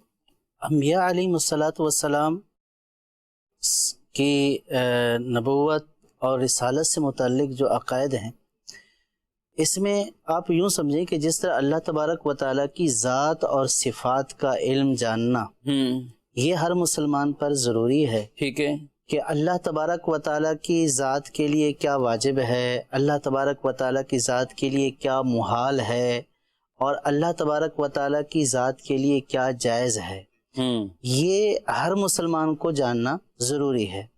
اسی طرح انبیاء اور رسول کے بارے میں بھی ہر مسلمان پر لازم ہے کہ وہ یہ جانے کہ انبیاء علیہ السلام کی ذات کے لیے کیا واجب ہے اور انبیاء علیہ السلام کی ذات کے لیے کیا محال ہے، اور کیا انبیاء علیہ السلام کی ذات کے لیے جائز ہے. میں آپ کو ایک مثال سے یوں کہ جیسے انبیاء علیہ السلام کے لیے صدق کا ماننا یہ واجب ہے، امانت کا ماننا ہونا ضروری ہے. انبیاء علیہ السلام کو اللہ تبارک و تعالیٰ کی طرف سے جو حکم اور جو ہدایات دی گئیں انبیاء علیہ السلام نے بے عین ہی ان کو مخلوق تک پہنچا دیا. اس کا جاننا اور اس کا ماننا یہ واجب ہے، یہ ایمان کا حصہ ہے. ٹھیک ہے. اور اب اگر اس میں کوئی کوتاہی کرتا ہے، اب اس کو یہ نہیں پتا کہ انبیاء علیہ السلام کے لیے کیا واجب ہے اور انبیاء علیہ السلام کے لیے کیا ناجائز ہے، اس کا الٹ کر لیں. جیسے انبیاء علیہ السلام کے لیے کذب جو ہے یعنی جھوٹ بولنا محال ہے، اور انبیاء علیہ السلام کے لیے خیانت محال ہے، اور انبیاء علیہ السلام کے لیے یہ عقیدہ رکھنا کہ انبیاء علیہ السلام نے اللہ تبارک و تعالیٰ کے احکامات پہنچانے میں کوئی غفلت کی، معاذ اللہ سستی کی، یہ ناجائز ہے، محال ہے. اب اگر کسی کو یہ نہیں پتا کہ کیا واجب ہے، کیا محال ہے، کیا جائز ہے، اور وہ اس کے برعکس اگر اپنا عقیدہ اور نظریہ اپنے دماغ میں جما کر بیٹھا ہوا ہے تو یہ چیز اس کو دائرہ ایمان سے خارج کر دے گی. علماء نے مثال دی ہے کہ اس بارے میں خود نبی کریم صلی اللہ تعالیٰ علیہ وسلم نے احتیاط فرمائی ہے. جیسے یوں کہ ایک مرتبہ آپ صلی اللہ تعالیٰ علیہ وسلم مسجد میں اعتکاف کی حالت میں موجود تھے، تو حضرت صفیہ رضی اللہ تعالیٰ عنہ آپ کی زوجہ محترمہ ہماری امی جان آپ سے ملنے کے لیے تشریف لائیں. تو سرکار صلی اللہ تعالیٰ علیہ وسلم سے مل کر جب وہ جانے لگیں، مغرب کا عشاء کا وقت تھا، تو وہاں سے 2 اشخاص جو ہے مسجد کے باہر سے گزرے. تو نبی کریم صلی اللہ تعالیٰ علیہ وسلم جلدی سے ان کی طرف تشریف لے گئے اور ان سے فرمایا کہ یہ میری زوجہ صفیہ ہیں. تو انہوں نے عرض کی یا رسول اللہ صلی اللہ تعالیٰ علیہ وسلم یہ یعنی ہم کیسے یہ گمان کر سکتے ہیں؟ تو سرکار صلی اللہ تعالیٰ علیہ وسلم نے ارشاد فرمایا کہ شیطان انسان کے جو ہے وہ رگوں میں خون کی طرح دوڑتا ہے، اور مجھے یہ خطرہ ہوا کہ کہیں ایسا نہ ہو کہ تمہارے دل میں کوئی چیز بیٹھ جائے اور وہ تمہیں ہلاکت میں ڈال دے. تو علماء نے فرمایا کہ اس سے پتہ چلا کہ جو انبیاء علیہ السلام کے بارے میں ایسا باطل گمان رکھے تو وہاں ہلاکت کا اندیشہ تھا. تو سرکار صلی اللہ تعالیٰ علیہ وسلم نے وہاں پہ خود احتیاط فرمایا کہ اس سے پتہ کیا چلا؟ اس سے یہ پتہ چلا کہ انبیاء علیہ السلام کی ذات سے متعلق جو چیزیں واجب ہیں، جو ناجائز ہیں یا جو جائز ہیں، ان کا علم ہونا ضروری ہے، ورنہ کہیں ایسا نہ ہو کہ یہ غلط گمان، غلط عقیدہ جو ہے وہ انبیاء علیہ السلام کی ذات کے بارے میں رکھے، اگرچہ کہ یہ کہے کہ مجھے علم نہیں تھا، لیکن یہ چیز اس کو ہلاکت میں ڈال دے گی. اب دیکھیں نا کہ جیسے نماز پڑھتے ہیں ہم، بہت سارے لوگ پوچھتے ہیں نا، اب ایک کیٹیگری ہے کہ فرض ہے، اس میں واجب ہیں، اس میں سنت ہیں. اب جس کو مسائل کا نہیں پتہ وہ سنت بھی ترک کرتا ہے تو سجدہ سہو کر دیتا ہے، وہ فرض ترک کرتا ہے تو بھی سجدہ سہو کر دیتا ہے.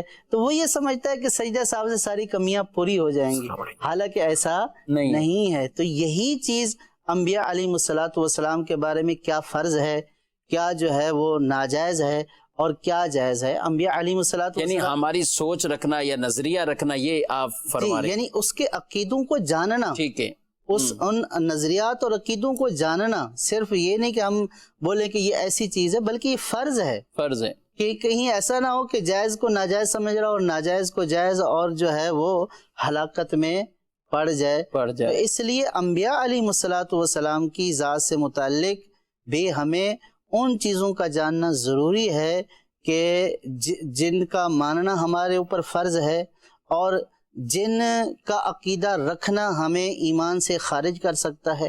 اور جو چیزیں انبیاء علیہ السلام کے لیے جائز ہیں، مثلا انبیاء علیہ السلام بشر ہیں، تو جو عوارض بشریہ ہیں یعنی کھانا پینا سونا، ان کا اس بات انبیاء علیہ السلام کے لیے جائز کے درجے میں ہے کہ انبیاء کھاتے بھی ہیں، سوتے بھی ہیں، اور انبیاء علیہ السلام سے صحو بھی ہو جاتا ہے. تو اب یہ جو عقیدے ہیں ان میں کیا جائز ہے کیا واجب، تو ان عقیدوں کا جاننا ہر مسلمان کے اوپر ضروری ہے. سان صاحب تھوڑا سا اسی سوال کو آپ کی طرف تھوڑا آسان سے لفظوں میں اگر کوئی ہمارے ناظرین سمجھنا چاہیں، محال، واجب، جائز ہے، یہ اگر کوئی تھوڑا سا آسان کر کے مثالوں کے ذریعے بھی سمجھا دیا سجاد بھائی نے ماشاءاللہ، کہ محال یعنی یہ چیز انبیاء کرام علیہ السلام سے ہو ہی نہیں سکتی. جیسے مثال کے طور پہ کذب، جھوٹ، کہ انبیاء کرام علیہ السلام جھوٹ یعنی محال، ناممکن ہو ہی نہیں سکتا ایسا. اور واجب یعنی ضروری ہونا، جیسے صدق، انبیاء کرام علیہ السلام یہ ہمیشہ سچ ہی بولیں گے. اگر نعوذ باللہ یہ عقیدہ نہ رکھا جائے تو پھر تو جو منصب رسالت ہے وہ ختم ہی ہو گیا، کہ پھر تو وحی کے بارے میں بھی نعوذ باللہ یہ شک و شبہات پیدا ہو جائیں گے کہ وہ غلط ہی ہو. تو اس لیے ان کی سچائی کے بارے میں، صدق کے بارے میں عقیدہ رکھنا یہ ضروری ہے، اس کو واجب کہا جاتا ہے. اور جائز وہ چیزیں کہ جن کو ہم تسلیم کریں کہ یہ چیزیں انبیاء کرام علیہ السلام کے لیے ممکن ہے، اب ان سے ہوتی ہیں نہیں ہوتی یہ ایک الگ بات ہے. ٹھیک ہے، جیسے مثال کے طور پر یہی کھانا پینا، کہ انبیاء کرام علیہ السلام یہ کھایا پیا کرتے تھے، یہ ان سے یہ امور صادر ہوا کرتے تھے. اور اسی طرح جو امور تبلیغیہ ہیں، یعنی وہ باتیں کہ جن کو پہنچانا ان کے اوپر لازم ہے، اس میں تو ان سے سہو نہیں ہوتا، نسیان نہیں ہوتا. کہ وہ بھول جائیں. جو جس چیز کا اللہ تعالیٰ نے حکم دیا ہے وہ تو لازمی طور پر یہ ہی اسی طریقے سے یا ایھا الرسول بلغ ما انزل الیک من ربک، کہ آپ کی طرف آپ کے رب کی طرف سے نازل کیا گیا ہے اس کو پہنچا دیں. تو وہ احکام کہ جو ان کو پہنچانے کا حکم ہے بعینہ ہی وہ پہنچا دیتے ہیں. اس کے علاوہ دیگر معاملات ہیں تو وہاں پہ صاف ہونا یعنی ممکن ہے کہ توجہ نہ رہے، ایسا ہونا یہ ممکن ہے. تو یہ چیزیں ہیں. اس کی 2 کتابیں ہیں. ایک تو تھوڑی سی مشکل ہے، المعتقد ہے، اس کے اندر بھی یہ چیزیں بیان کی گئی ہیں. دوسرا قدر آسان، بالکل آسان نہیں، تھوڑا سا مشکل، وہ بحر شریعت کا پہلا حصہ، نبوت کا باب، نبوت کا جو باب ہے اس میں یہ چیزیں بیان کی گئی ہیں. ٹھیک ہے ناظرین، یہ علم ہے اور دین کا علم ہے، پیارا علم ہے. بعض اوقات ہم اپنی تھوڑی سی عادت ایسی بنا لیتے ہیں کہ ہمیں تھوڑی سی بھی کوئی مشکل چیز اگر لفظ بھی سامنے آیا، نہیں یہ مشکل ہو گیا، ہم نے یہ سیکھنا ہی نہیں ہے. حالانکہ وہ علم بس اوقات اس پر فرض ہوتا ہے، ایمان کا دار و مدار اس پر ہو جاتا ہے. اس اعتبار سے بالکل علماء کی، اور بلکہ میں چلے مدنی چینل کے اعتبار سے کہوں تو ہمیں یہی قبلہ امیر اہل سنت کی طرف سے بھی احسان صاحب بہت تلقین فرماتے ہیں کہ سال کر کے آسان کر کے سمجھایا جائے، آسان کر کے لوگوں کو بتایا جائے. تو اب بعض الفاظ ایسے ہوتے ہیں یا بعض فقہی اصطلاحات ایسی ہوتی ہیں ان کو آسان، یعنی کیا کہیں آپ، ناظرین کے ذوق کو کچھ بدلنا چاہیے ان کو. دونوں طرح ہوتا ہے. دیکھیں ہمارا جو چینل دیکھنے والے عمومی طور پہ مدنی چینل جو دیکھا جاتا ہے اس میں ہر طرح کا طبقہ ہے. جی اور اس میں ایک بہت بڑی تعداد ہے کہ جو عام لوگوں کی دیکھتی ہے. اچھا، بعض لوگ اس پہ سمجھتے ہیں کہ ہم کوشش بہت زیادہ کر رہے ہوتے ہیں کہ آسان سے آسان الفاظ لے کر آئیں، حالانکہ جو ہماری فیلڈ ہے اس میں یہ چیزیں نہیں ہیں. صحیح. یعنی میں جب بخاری شریف پڑھا رہا تھا اس میں مدنی چینل پر، تو یقین کریں کہ جو اتنے سال سے میں دورہ حدیث میں پڑھا رہا ہوں اس کے مقابلے میں بہت مشکل لگ رہا تھا. وجہ یہ تھی کہ وہاں پر تھے علماء، یعنی ایک بڑی تعداد تھی اہل علم کی جو درس نظامی پڑھ کے پہنچے تھے. اب ان کو اشارے کرنے، باتیں بتانی ہیں، وہ چلے گا. اب یہاں تو جو بیان کرنا ہے وہ یہ دیکھ کے بیان کرنا ہے کہ سامنے عوام موجود ہے. مفتی احمد یار خان نعیمی رحمۃ اللہ تعالی علیہ یہ ارشاد فرماتے ہیں کہ میں جب کتاب لکھتا ہوں نا تو یہ تصور کرتا ہوں کہ میں دیہات کے بوڑھوں کو اور عورتوں کو سمجھا رہا ہوں. تو یہ تصور کر کے وہ اپنے زمانے کے اعتبار سے آسان انداز میں یہ لکھا کرتے تھے. مفتی خلیل میاں برکاتی صاحب رحمۃ اللہ تعالی اس انداز میں لکھا کرتے تھے آسان کر کے. تو اول تو یہ جان لیں، ہمیں تو نہیں اس اعتبار سے، لیکن ایسا نہیں ہے کہ دیگر علماء جو آسان کر کے گفتگو کریں تو کوئی ان کے عدم علم کی دلیل ہو. ٹھیک ہے. یعنی وہ کوئی علمی بات نہ کر سکتے ہوں یا علمی گفتگو علمی انداز میں نہ کرتے ہوں، ایسا ضروری نہیں ہے. اصل وہی جو امیر علیہ سنت کی تعلیمات ہے نا، آسان سے آسان بیان کرنا ہے. لیکن خود ہی امیر علیہ سنت اس بات کو بیان کر چکے ہیں کہ ہر بات یہ سہل نہیں، یعنی سہل آسان نہیں کی جا سکتی، آسان نہیں کی جا سکتی. تو بعض چیزیں وہ ہوتی ہیں کہ ہر ایک اس کو سمجھ لے گی ممکن نہیں ہوا کرتا. اس کے لیے علماء کی صحبت یہ ضروری ہوتی ہے، اور مسلسل آپ سنتے رہیں گے تو انشاءاللہ تبارک و تعالی بات سمجھ میں آنا شروع ہو جائے گی. ایسا نہیں ہوتا ڈاکٹری کی مشکل باتیں لوگ بالکل سمجھ ہی لیتے ہیں، میڈیکل کی کیسی باتیں ہوتی ہیں، کیسی اصطلاحات ہوتی ہیں سیکھ لیتے ہیں. تو دین کی باتیں کیوں نہیں سیکھیں گے؟ بس ذوق اپنا پیدا کریں، علماء سے رابطہ رکھیں، سنتے رہیں تو انشاءاللہ. اور جو کتابیں پڑھتے ہیں باقاعدہ اور ان کے ایک ذوق میں بھی، اور پھر ان کے زبانوں پر بھی وہی اصطلاحیں جاری ہوتی ہیں. ان کے سوالات سے پتہ چل رہا ہوتا ہے کہ یہ اسی اصطلاح کے ساتھ خاص ہی وہ سوال کر رہے ہیں. سجاد صاحب تھوڑا سا اور کچھ کہ نبی اور غیر نبی، نبی غیر نبی سے یہ فضیلت والے افضل ہیں، کوئی بھی غیر نبی وہ نبی سے فضیلت والا نہیں ہو سکتا.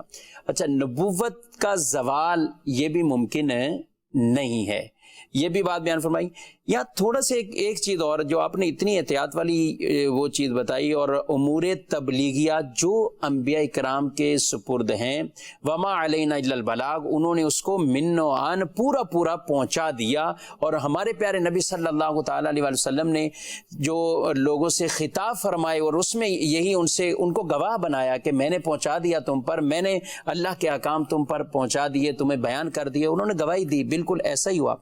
اب یہاں پہ کسی بھی نبی پر یا ہمارے پیارے نبی صلی اللہ علیہ وسلم پر معاذ اللہ کر کوئی جھوٹ باندھتا ہے کسی حوالے سے بھی، ایک تو ہے نبی کے حوالے سے جو آپ نے بیان فرمایا، وہاں تو کس محال ہے، ناممکن ہے.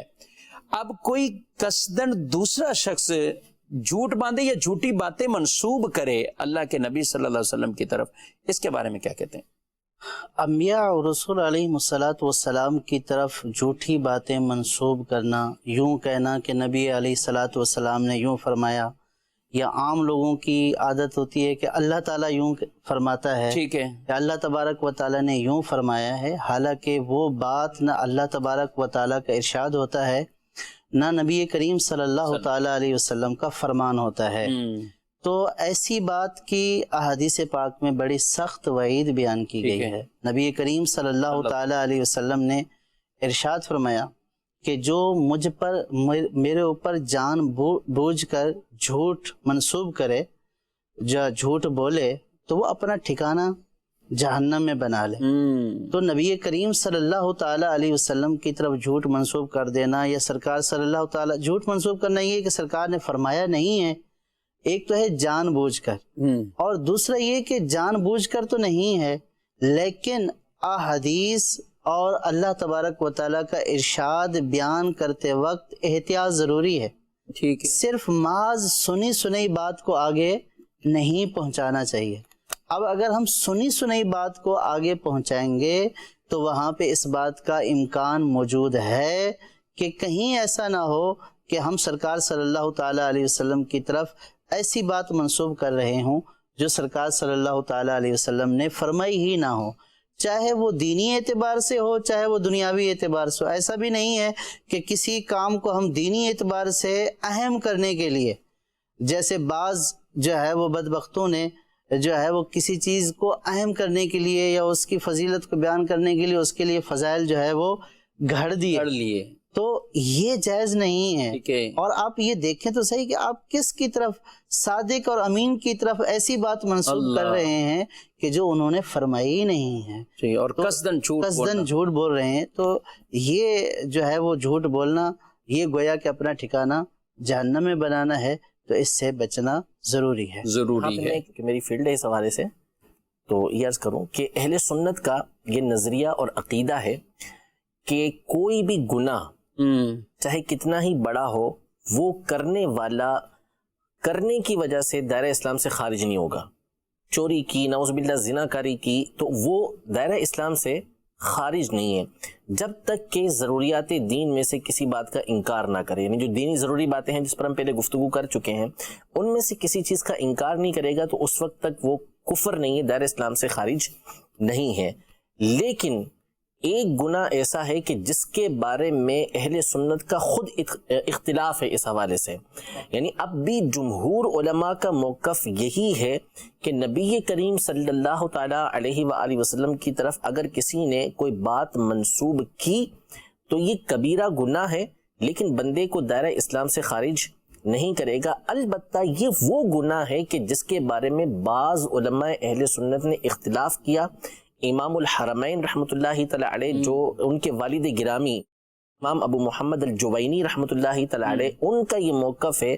اسی طرح امام ابن ناصر الدین مالکی رحمۃ اللہ تعالیٰ علیہ اور ان کے موافقین کا یہ موقف ہے کہ اگر کوئی شخص نبی کریم صلی اللہ تعالیٰ علیہ وآلہ وسلم کی طرف جھوٹ منسوب کرتا ہے، جھوٹی بات جان بوجھ کے منسوب کرتا ہے، تو ایسا شخص یہ کفر کا ارتکاب کرنے والا ہے۔ حالانکہ جمہور اہل سنت کا موقف یہ نہیں ہے، لیکن آپ شدت کو دیکھیں، اس لیے کہ آپ نے میری طرف کسی اور کی طرف اگر کوئی بات منسوب کی تو وہ بات دین نہیں بن جائے گی، صحیح، لیکن نبی کریم صلی اللہ تعالیٰ علیہ وآلہ وسلم کی طرف وہ بات جب منسوب کی گئی تو وہ دین کا حصہ بن جائے گا۔ اس لیے متواتر یعنی 20 صحابہ کرام علیہم رضوان سے یہ حدیث پاک مروی ہے کہ من کذب علی متعمدا فلیتبوأ مقعدہ من النار، کہ جس نے جان بوجھ کے مجھ پہ جھوٹ باندھا اسے چاہیے کہ اپنا ٹھکانہ یہ جہنم کے اندر بنا لے۔ امام عبداللہ بن مبارک رحمۃ اللہ تعالی سے پوچھا گیا کہ یہ جو جھوٹی حدیثیں ہیں، من گھڑت حدیثیں جو نبی کریم صلی اللہ علیہ وسلم کی طرف منسوب کر دی گئی ہیں، ان کا کیا بنے گا؟ تو انہوں نے کہا کہ یعیش لہذہ الجہابذہ، یہ جو بڑے بڑے محدثین ہیں نا، حدیث کے امام کی زندگی گزارتے اسی لیے ہیں، یعنی کسی بھی طرح حضور علیہ الصلوۃ والسلام کی طرف غلط بات یہ منسوب نہیں ہونی چاہیے۔ ٹھیک ہے، ماشاءاللہ۔ مدنی چینل کے ناظرین، ہمارا ایک سیگمنٹ بھی اس سلسلے میں شامل ہوتا ہے، تو آج کا جو سیگمنٹ کتاب کا تعارف، تو بڑھتے ہیں اس سیگمنٹ کی طرف، اور دیکھتے ہیں مفتی حسان صاحب کس کتاب کا آج تعارف کروائیں۔ سایہ علماء میں آ جاؤ سمیٹو فہم دی۔ آج جو کتاب ہم ذکر کرنے لگے ہیں وہ امام ابو عیسیٰ محمد بن عیسیٰ ابن ثورہ الترمذی رحمۃ اللہ تعالی علیہ جو حدیث کے مشہور امام ہیں، ان کی کتاب الشمائل المحمدیہ والخصائل المصطفیہ، یعنی نبی کریم صلی اللہ تعالیٰ علیہ وآلہ وسلم کے طرز زندگی پر، حضور علیہ السلام کا جو زندگی گزارنے کا طریقہ کار ہے اس پر یہ کتاب لکھی گئی ہے۔ آپ علیہ السلام کے طرز زندگی پر جو کتابیں لکھی گئیں وہ بہت ساری ہیں اور ان کے مختلف نام ہوتے ہیں، مختلف الفاظ کے ساتھ ان کو ذکر کیا جاتا ہے۔ جیسے ایک کتاب الادب المفرد کا ہم نے بتایا تھا کہ امام بخاری رحمۃ اللہ تعالی نے لکھی ہے، لیکن امام ترمذی رحمۃ اللہ تعالی علیہ کی الشمائل المحمدیہ، جس کو عام طور پہ شمائل ترمذی کہا جاتا ہے، اس کتاب کو اللہ تبارک و تعالی نے ایک تام مقبولیت عطا فرمائی ہے کہ یہ انتہا درجے کی مقبول ہوئی، اور علماء نے یہاں تک لکھا کہ جو نبی کریم صلی اللہ تعالیٰ علیہ وآلہ وسلم کی ذات کو گویا کہ اپنی آنکھوں سے دیکھنا چاہتا ہے تو اسے چاہیے کہ اپنی زندگی کا معمول امام ترمذی رحمۃ اللہ تعالی علیہ کی اس کتاب کو بنا لے، یعنی اس کو دیکھے، اس کو پڑھے گا تو اسے پتہ چلے گا کہ حضور اکرم صلی اللہ تعالیٰ علیہ وآلہ وسلم کس انداز میں زندگی گزارتے تھے۔ حضور علیہ السلام کا مبارک حلیہ انہوں نے ذکر کیا، نبی کریم صلی اللہ تعالیٰ علیہ وآلہ وسلم کے لباس کے حوالے سے بتایا کہ حضور علیہ السلام کا لباس کیسا تھا، نبی کریم صلی اللہ تعالیٰ علیہ وسلم کے مبارک بال بنانے کا انداز کیسا تھا، بال کیسے تھے اور آپ علیہ السلام کس انداز میں بنایا کرتے تھے، آپ علیہ السلام جو مبارک تیل استعمال فرماتے اس کا تذکرہ، خوشبو استعمال فرماتے اس کا تذکرہ، کھانے میں کیا چیز پسند فرماتے، کھانا کس انداز میں تناول فرمایا کرتے تھے، ان تمام باتوں کو آپ نے ذکر کیا۔ آپ کے مبارک نالین کا تذکرہ، حضور علیہ السلام کے مبارک سربند کا تذکرہ، یعنی ایک ایک بات جو بنیادی اعتبار سے ہے اسے امام ترمذی رحمۃ اللہ تعالی علیہ نے اپنی اس کتاب الشمائل المحمدیہ، جس کو عام طور پہ شمائل ترمذی کہا جاتا ہے، اس میں ذکر کیا ہے۔ تقریباً 415 کے قریب حدیثیں آپ نے اپنے اس کتاب کے اندر تقریباً 56 ابواب کے اندر ذکر کی ہیں، تو بڑی خوبصورت اور بڑی پیاری کتاب ہے، اور علماء اہل سنت نے اس کے ترجمے بھی اردو میں کیے ہوئے ہیں، اردو میں اس کی تشریحات بھی موجود ہیں، اور الحمدللہ مدنی چینل پر ہمارا یہ سلسلہ درس شمائل ترمذی کے نام سے جاری بھی ہے۔ ہر اتوار کو تقریباً دوپہر 2 بجے یہ سلسلہ ہمارا مدنی چینل پر آتا ہے، جس میں امام ترمذی رحمۃ اللہ تعالی کی اس کتاب کی تشریح اور شرح کو بیان کیا جاتا ہے۔ یہ ایک بہت آ رہی ہے بار بار، نعت شریف سنائیں اور سارے مل کے سنائیں، آپ بھی کچھ سنائیں۔ ایک کہہ رہے ہیں ماشاءاللہ بہت مشکل بھی باتیں ہیں لیکن پھر بھی آپ لوگ سہل کر کے بیان کرتے ہیں، اللہ آپ سب کو جزائے خیر عطا فرمائے۔ جی کوشش کی جاتی ہے، آج اس کا نام بھی ہمیں کچھ سہل کرنا ہے۔ اچھا کچھ یہ فہم دین کے نام سے بھی ہر سلسلے میں ہمیں بتانا پڑے گا، یہ اس میں کیا کریں، اس کا کوئی مشورہ دیں؟ اصل میں فہم دین کے حوالے سے آپ کے پاس بھی بہت سارے مشورے آئے ہوئے ہیں کہ اگر اس کے نام کو چینج کر دیا جائے، کہ یہ اور بھی بعض علماء نے اس نام سے کیے ہوئے ہیں، اور ویسے بھی اس کے علاوہ کوئی اور نام ہو، تو یہ کافی سارے مشورے یہ آ رہے ہیں، تو کوئی اچھا سا نام آپ چوائس آسان سا کر دے کر زبان پہ چڑھنے کے لیے انشاءاللہ علم کی باتیں، یہ آپ دیکھیں گے سلسلہ ضرور دیکھیں گے انہی مفتیان کرام کے ساتھ، تو میں آج یہ لے کے آیا تھا نام کہ انشاءاللہ علم کی باتیں، سلسلہ یہی ہے۔ مدنی چینل ناظرین کوشش یہ ہے، بسا اوقات نام کچھ نیا کر کے، سیٹ کبھی نیا کر کے، کچھ انداز نیا کر کے، اصل یہی ہے دین سکھانا ہے، دین کی باتیں آپ تک پہنچانی ہے۔ اللہ کریم ہمیں اس پر استقامت بھی عطا فرمائے، یہ کوشش کاوشیں قبول و منظور بھی فرمائے۔ سجاد صاحب میں آپ کی طرف بڑھوں گا، ایک سوال میرے پاس ہے اور بہت اہم سوال ہے، آپ نے کچھ گفتگو فرمائی انبیاء کرام علیہ السلام کے حوالے سے۔ اب یہ کہتے ہیں کہ نبی کے بارے میں اگر کسی کو وسوسے آتے ہوں، بولتا نہیں ہے، عقیدہ نہیں ہے اس کا، لیکن ایسے خیالات، اور یہ کچھ بعید نہیں ہے، اللہ کے بارے میں بھی آتے ہیں بس اوقات، آدمی کو ایمان کے حوالے سے بھی ایسے کچھ وساوس آتے ہیں۔ ایک تو یہ کہوں گا کہ ان وسوسوں سے ایمان پر کوئی فرق پڑے گا، نمبر 1۔ نمبر 2 کہ ان سے چھٹکارے کی کیا صورت ہو سکتی ہے؟ جی، محض وسوسہ آنے سے تو ایمان کے اوپر کوئی فرق نہیں پڑے گا۔ ہاں، اگر اس وسوسے کو عقیدہ بنا لیا جائے اور اس وسوسے پر عمل کر لیا جائے، اور وہ وسوسہ ایسا ہے کہ جو دین اسلام کے احکامات اور دین اسلام کی تعلیم کے خلاف ہے اس کو عقیدہ بنا لیا یا اس کے مطابق عمل کر لیا تو پھر اس کے اوپر حکم لگے گا۔ محض وسوسے آنے سے جو ہے وہ دین کے اوپر کوئی اثر نہیں پڑے گا۔ اور دوسری بات جو آپ نے فرمائی ہے کہ یہ کیسے دور کیے جائیں، دیکھیے کہ وسوسے خود بخود نہیں آتے ہیں، بعض اوقات وسوسوں کے آنے کے اسباب ہوتے ہیں۔ اللہ تبارک و تعالیٰ کی ذات کے بارے میں یا انبیاء علیہ الصلوۃ والسلام کی ذات کے بارے میں یا دین اور شریعت کے بارے میں جو بعض اوقات غلط وسوسے آتے ہیں تو ان غلط وسوسوں کے آنے کے اسباب ہوتے ہیں۔ غلط صحبت، غلط لٹریچر یا غلط لوگوں کی جو ہے وہ صحبت اختیار کرنا، ٹھیک ہے، اور ایسی باتیں سننا کہ جو انسان کو وسوسوں میں مبتلا کر دیں، یا ایسی چیز دیکھنا کہ جس میں انبیاء، اللہ تبارک و تعالی، دین، فرشتوں، شریعت، اسلام سے متعلق جو ہے وہ غلط جو ہے وہ باتیں منسوب کی گئی ہوں یا غلط جو ہے وہ باتیں بیان کی جا رہی ہوں۔ ٹھیک ہے، تو جیسے فلمیں، ڈرامے اور اس طرح کے بہت سارے جو ہے وہ چینل بھی بعض کھل چکے ہیں، ٹھیک ہے، کہ جن میں اس طرح کی باتیں جو ہے وہ بعض اوقات وہ انسان کے اندر وساوس پیدا کرتی ہیں۔ تو پہلی بات تو یہ ہے کہ اگر وساوس آنے کا یہ وجہ ہے کہ غلط لٹریچر کا مطالعہ کر رہا ہے یا کسی ایسے شخص کو سن رہا ہے کہ جو اس کے اندر دین کے بارے میں وسوسے پیدا کر رہا ہے، اولیاء کے بارے میں، انبیاء کے بارے میں، تو سب سے پہلے تو یہ ہے کہ اس کو سننا بند کر دے۔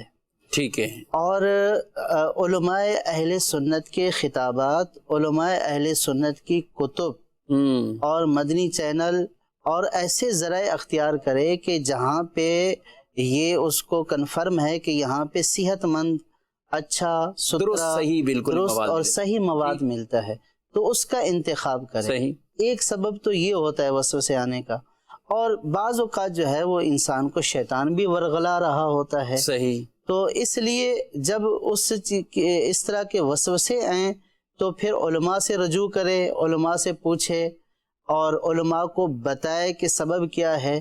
تو جب علماء سے پوچھے گا، بتائے گا، تو وہ کوئی نہ کوئی اس کی رہنمائی کریں گے، وہ اس کے مرض کو بھی دیکھیں گے، مرض کا سبب کیا ہے اس کو بھی دیکھیں گے، اور پھر اس کی رہنمائی کریں گے کہ آپ کو یوں کرنا چاہیے، آپ کو یوں کرنا چاہیے۔ اور بعض لوگوں کی نیچر ہی وسوسے والی ہوتی ہے، طہارت کے بارے میں وسوسہ، نمازوں کے بارے میں وسوسہ، تو وہ جو ہے وہ ذہنی طور پر جو ہے وہ اس طرح کے مرض میں مبتلا ہوتے ہیں، اور یہ جو لوگ ہوتے ہیں یہ شدید ترین متاثر ہوتے ہیں۔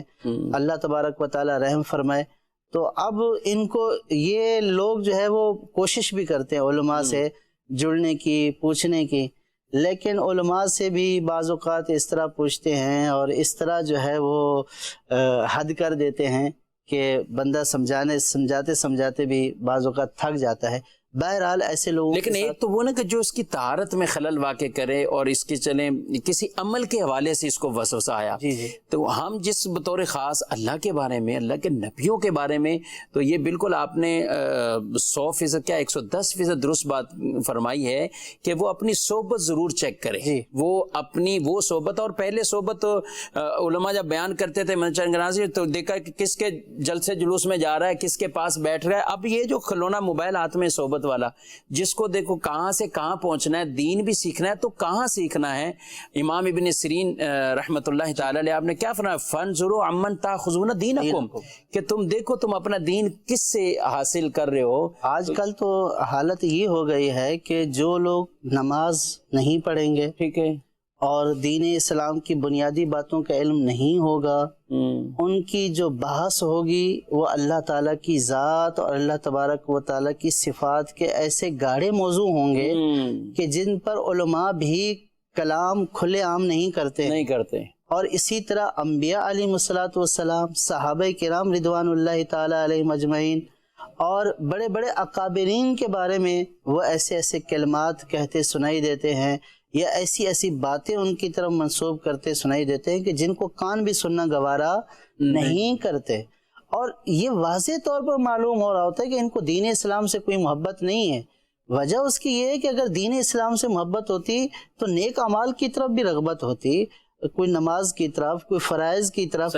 جب فرائض ترک کر رہا ہے اور اس طرح کی ابحاث سن کر کہ فلاں حدیث کا حوالہ, فلاں حدیث کا حوالہ, اور نہ اس کا سیاق و سباق پتہ ہے, نہ ہی دینی بنیادی اصول پتہ ہیں, تمام چیزوں سے ہٹا کر وہ بس اپنے موقف کی تائید میں یہ بول دیتا ہے یہ تو حدیث پاک میں لکھا ہوا ہے, اور یہ بھی بڑا شور کا تھا جی میں نے تو حدیث میں نے تو سرکار صلی اللہ علیہ وسلم کی حدیث بیان کی ہے.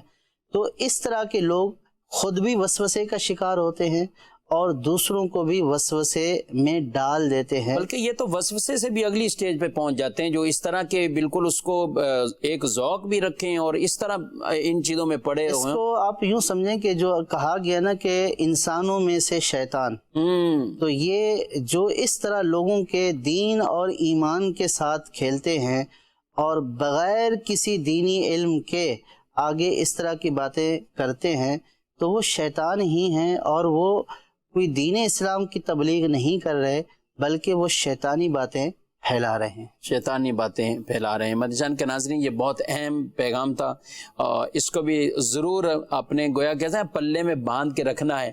اگر کسی کی گفتگو سے آپ کے دل میں اسلامی شعائر کے حوالے سے یا نماز کے حوالے سے, قربانی کے حوالے سے, حج کے حوالے سے, عبادات کے حوالے سے, اس کی گفتگو سے اگر معاذ اللہ ان چیزوں کی کمی محسوس ہو رہی ہے تو آپ لازمی پہلی فرصت میں اس کی گفتگو سننا بھی چھوڑ دیں, اس کے پاس بیٹھنا بھی چھوڑ دیں.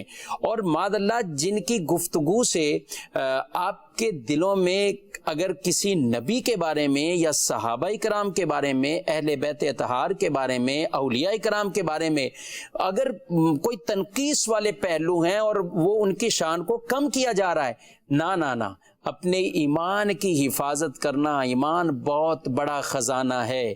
اگر ایمان ہی معاذ اللہ ضائع ہو گیا تو اسی پر ہی اخروی طور پر جو اللہ کی بارگاہ سے انعامات ملنے ہیں اس کا دار و مدار ہی ایمان پر گئے.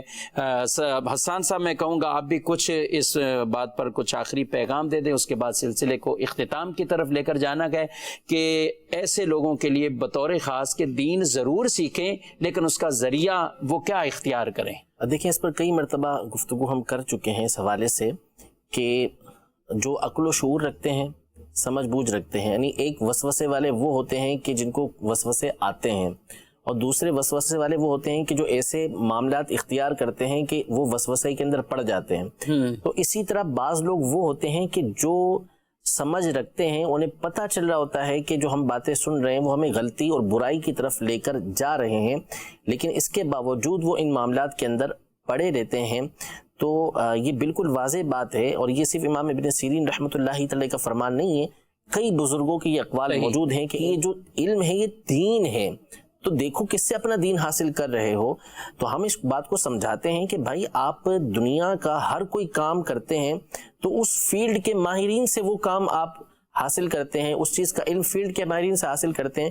کوئی بھی انجینئرنگ پڑھنے کے لیے ڈاکٹر کے پاس نہیں جائے گا, کوئی بھی میڈیکل پڑھنے کے لیے انجینئر کے پاس نہیں جائے گا.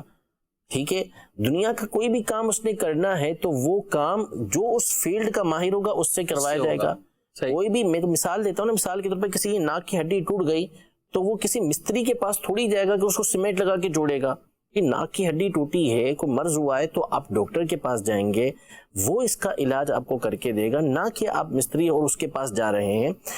تو اسی طرح جب دین کا معاملہ آتا ہے تو وہاں عقل کیوں چلی جاتی ہے کہ آپ دین کا معاملہ ہر ایرے غیرے سے لینا شروع کر دیتے ہیں.